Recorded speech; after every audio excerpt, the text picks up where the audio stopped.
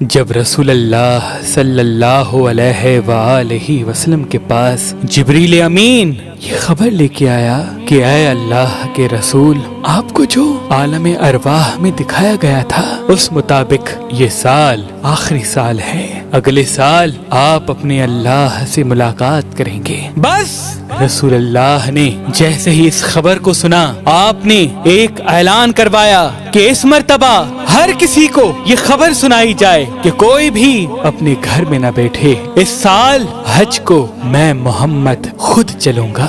تاریخ نے لکھا 10 ہجری کا حج اس دور کا سب سے بڑا حج تھا۔ جس نے یہ خبر سنی وہ سب اپنے اہل و عیال کے ساتھ اللہ کے گھر کے قریب پہنچنے لگے۔ تمام اصحاب نے رسول اللہ کے ساتھ حج کیا اور پھر اصحاب رسول اور رسول خدا خود مکے سے مدینے کی طرف چلنے لگے۔ تاریخ نے لکھا جیسے ہی آپ غدیر خم تک پہنچے تو اللہ پاک نے جبریل کو اپنے محبوب کی طرف بھیجا اور یہ فرمایا تیرے خالق کا ارادہ ہے کہ پہنچا دے وہ پیغام جو ہم نے تم پہ لازم کیا۔ اگر آج یہ پیغام حق نہیں پہنچایا تو سمجھ لینا تم نے رسالت کا کوئی بھی کام انجام نہیں دیا۔ بس اللہ کے رسول نے یہ حکم نافذ کیا کہ جو اصحاب آگے چلے گئے ہیں ان کو بلایا جائے اور جو پیچھے رہ گئے ہیں ان کا انتظار کیا جائے، کیونکہ اللہ کی مرضی ہے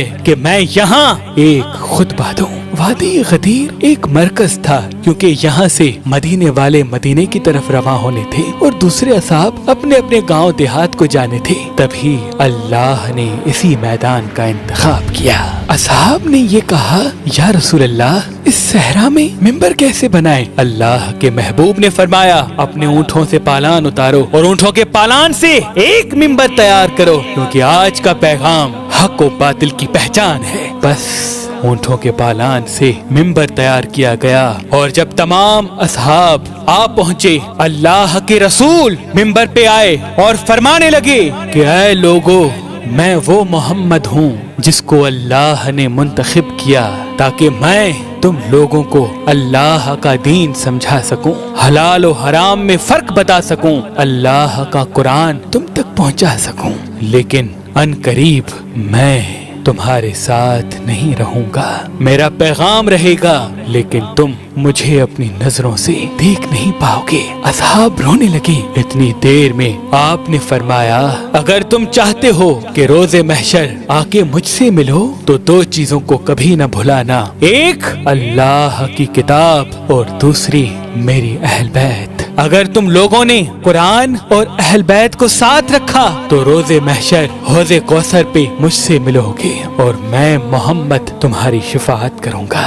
اور پھر آپ نے علی ابن ابی طالب علیہ السلام کو ممبر پہ بلایا اور تمام اصحاب سے مخاطب ہو کے فرمانے لگے بتاؤ میں کس کس کا مولا ہوں؟ ہر کوئی ہاتھوں کو اٹھا کے کہنے لگا یا رسول اللہ آپ ہمارے مولا ہیں، یا رسول اللہ آپ ہمارے آقا ہیں۔ پھر آپ نے علی ابن ابی طالب علیہ السلام کا ہاتھ بلند کر کے فرمایا من کن تو مولا ہو فہذا علی مولا، جس کا میں مولا ہوں اس کا یہ علی مولا۔ تمام اصحاب اللہ اکبر کی صدائیں بلند کرنے لگے۔ اتنی دیر میں ایک منافق آ کے کہنے لگا اے اللہ کے رسول یہ پیغام آپ نے اپنی طرف سے سنایا ہے یا اللہ کی طرف سے؟ اللہ کے محبوب نے فرمایا میں تو اللہ کے حکم کے بغیر اپنی زبان کو حرکت تک نہیں دیتا۔ تو وہ کہنے لگا اے اللہ کے رسول اگر یہ پیغام اللہ کی طرف سے ہے تو اللہ سے کہیں مجھ پہ عذاب نازل کرے، بس یہ کہنا تھا۔ اتنی دیر میں آسمان سے ایک پتھر اس منافق کے سر پہ لگا اور وہ منافق فی النار ہو گیا۔ اصحاب نے جیسے یہ منظر دیکھا علی مولا کی صدائیں بلند کرنے لگے اور اللہ کے رسول نے ہاتھوں کو اٹھا کے فرمایا اے اللہ جو اس علی کا دشمن وہ میرا دشمن اور جو میرا دشمن وہ اللہ کا دشمن، جو اس علی کا دوست وہ میرا دوست اور جو میرا دوست وہ اللہ کا دوست۔ اے اللہ اپنی رحمتیں برکتیں ان پہ نازل فرما جو اس علی سے پیار کرے. اے اللہ اس پہ لعنت کر جو اس علی سے دشمنی کرے. تاریخ نے لکھا ہر کوئی امام علی علیہ السلام کو مبارکباد دینے لگا. اللہ کے رسول نے ایک خیمہ نصب کیا اور تمام اصحاب کو یہ حکم دیا کہ ایک ایک صحابی آئے اور امام علی علیہ السلام کے ہاتھ پہ ہاتھ رکھ کر امام علی علیہ السلام کی سرداری کو قبول کرے. تاریخ نے تحریر کر دیا 3 دن تک یہ بیعت کا سلسلہ مسلسل قائم تھا. اللہ کی رحمت غدیر خم پہ برستی رہی اور تمام انبیاء اولیاء اور فرشتے جن و بشر امام علی علیہ السلام کو رسول اللہ کے جانشین ہونے کی مبارکباد دینے لگے. اللہ پاک نے اس زمین پہ انسانوں کے لیے ہزاروں نعمتیں عطا کی. ان نعمتوں میں ایک نعمت نیلم پتھر ہے. اللہ کے ولی حضرت شاہ شمس تبریز نے فرمایا جو انسان نیلم پتھر کو زحل کی انگلی میں پہنے گا تو اس کے سامنے دوسرے انسانوں کے چہرے واضح ہو جائیں گے. کون اس کا اپنا ہے اور کون اس کا دشمن وہ ایک جھلک میں پہچان لے گا.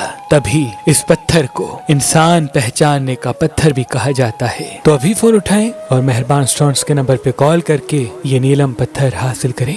اگر ہمارا نمبر آپ کو مصروف ملتا ہے تو آپ ہماری ویب سائٹ مہربانی.com یا ہماری اپلیکیشن سے بھی یہ نیلم پتھر حاصل کر سکتے ہیں. اللہ تمام مومنین کو سلامت رکھے.